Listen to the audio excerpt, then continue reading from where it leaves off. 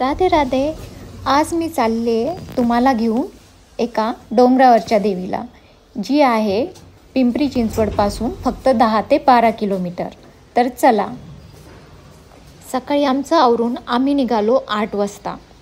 आज आम्ही एक नवीन प्लेस एक्सप्लोर करणार आहे, जे की आम्हाला कळालेलं आहे इंस्टाग्राम रील्सवरून. तिकडे जाताना रस्त्यातच आहे हनुमान मंदिर, जे की माझ्या केक शॉपपासून खूप जवळ आहे आणि इथे मी बऱ्याचदा जात असते. दर्शन घेऊन दिवसाची चांगली सुरुवात करून आता आम्ही निघालेलो आहे. मी राहते स्पाईन रोडला, म्हणून आपण ज्या प्लेसला जाणार आहे तिकडे जाण्यासाठी स्पाईन रोड आणि नंतर निगडीहून आम्ही आता हे लागलेलो आहे पुणे मुंबई हायवेला. आज निघताना पेट्रोल भरलं नाही, म्हणून इथे रस्त्यात भेटलं पेट्रोल पंप आणि मग आम्ही गाडीत काढून घेतलेलं आहे पेट्रोल. पुणे मुंबई हायवेवर सोमाटणे फाट्यानंतर तुम्हाला लागेल एमराल्ड रिसॉर्ट आणि त्या रिसॉर्टच्या एकदम साईडने एक छोटासा रस्ता आतमध्ये जातो आणि त्या रिसॉर्टच्या साईडलाच हे आहे आपलं चौराई देवीचं मंदिर. म्हणजे मंदिरवरती डोंगरावर आहे, पण हा आहे चौराई देवीचा डोंगराचा पायथा. आणि आता इथून सुरू होते ट्रेकिंग.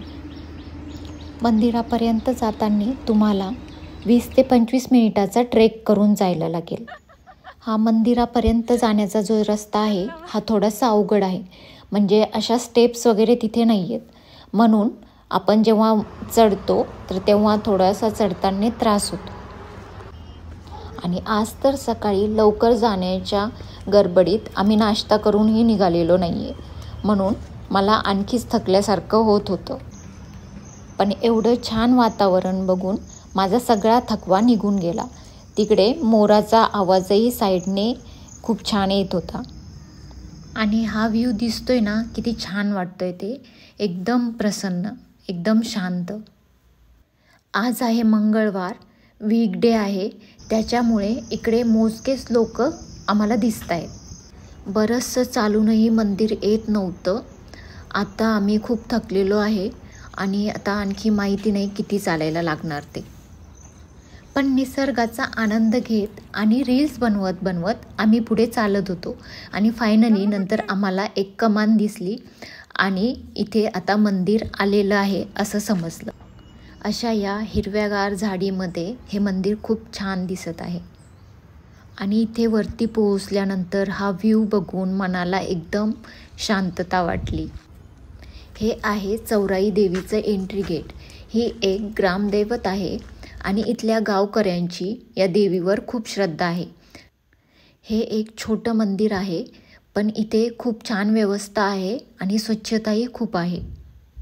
इथे पाय धुण्याच्या पाण्याची व्यवस्था होती, म्हणून पाय धुवून आम्ही इथे आतमध्ये गेलो. आणि हे आहे डोंगरामध्ये बनवलेलं एक सुंदर मंदिर. तिथे आम्हाला एक आजी भेटल्या. त्यांनी सांगितलं की हे मंदिर लॉकडाऊनच्या पहिले बांधलेलं आहे. पहिले या मंदिरावर फक्त पत्र असंच होतं, एक नॉर्मल मंदिर होतं.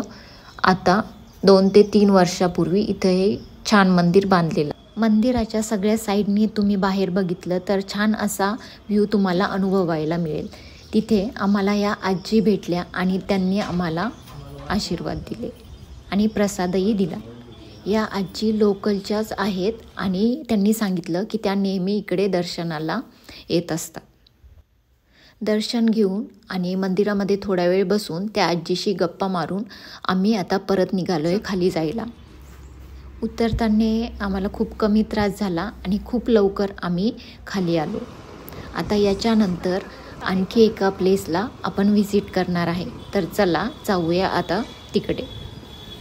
आता आपण ज्या प्लेसला व्हिजिट करणार आहे ते चौराई देवीपासून फक्त 2 ते 3 किलोमीटरच दूर आहे.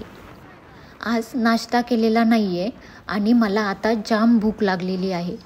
असंही बाहेर आलं की मला जास्त भूक कसं काय लागते हे काय माहिती. मुंबई पुणे ओल्ड हायवेवर तुम्हाला जास्त काय खायला ऑप्शन असे मिळणार नाही आणि ॲज युज्युअल आम्हालाही मिसळ पावच मिळालं. तर ते आम्ही लवकर खाऊन मग निघालो आमच्या पुढच्या ठिकाणी जायला. तर आता हे चाललो आहे आपण जैन मंदिराकडे. आता हे आपण जे चाललो आहे ते आहे पार्श्वनाथ जैन मंदिर. हे मंदिर आम्ही पहिलेही रस्त्यावरून येता जाताना बघितलेलं आहे, पण माहिती नव्हतं की इथे सगळ्यांना जायला अलाउड आहे की नाही. मग इंस्टाग्रामवर आम्ही या मंदिराचे भरपूर रील्स बघितले. मग कळालं की आपणही इथे जाऊ शकतो म्हणून. आणि हे आलेलं आहे मोठं सुंदर असं जैन मंदिर. इथे बिलकुलच गर्दी नाही आहे, म्हणजे इथे खूप कमी लोक आहेत. 2-4 भाविक असेच इथं दिसत आहेत. या मंदिराचं शिल्पकाम तुम्ही बघत आहात, किती अप्रतिम आहे ते. आणि असं वाटतं की किती एफर्ट्स देऊन हे सगळं बनवलेलं आहे. इथे असे छोटे खूप सारे मंदिर आहे, पण त्याविषयी मला एवढी काही माहिती नाही आहे. या मंदिराची जेवढी जास्त तारीफ करायला गेलं तेवढी कमीच पडेल, कारण इथलं जे कोरीव काम आहे ते खूपच जास्त सुंदर आहे. आणि आता सगळं मंदिर एक्सप्लोअर करून आम्ही निघालेलो आहे परत घरी जायला. तर तुम्हीही 1 दिवसाच्या ट्रिपसाठी प्लेस शोधत असाल तर हे तुमच्यासाठी खूप चांगलं ऑप्शन आहे. पुण्यापासून हे खूप जवळ आहे आणि जास्त गर्दीचं ठिकाणही नाही आहे. तुम्हालाही या प्लेसेसला व्हिजिट करायचं असेल तर घरातून सकाळी लवकर निघा, म्हणजे तुम्हाला ट्रॅफिकही मिळणार नाही आणि त्या ठिकाणी गर्दीही असणार नाही. तर असा झाला आमचा 1 दिवसाचा टूर, शॉर्ट बट स्वीट. आणखी असेच प्लेसेस आम्ही एक्सप्लोअर करत राहणार आहोत. त्यासाठी चॅनलला सबस्क्राईब केलं नसेल तर सबस्क्राईब करा आणि कमेंट, लाईक आणि शेअर करायला विसरू नका. स्वतःची काळजी घ्या, घरच्यांची काळजी घ्या, खुश राहा, मस्त राहा, नेहमी आनंदी राहा आणि दुसऱ्यांनाही आनंदी ठेवा. जर व्हिडिओ आवडला असेल तर लाईक नक्की करा. व्हिडिओ शेवटपर्यंत बघण्यासाठी धन्यवाद. जय श्री कृष्ण.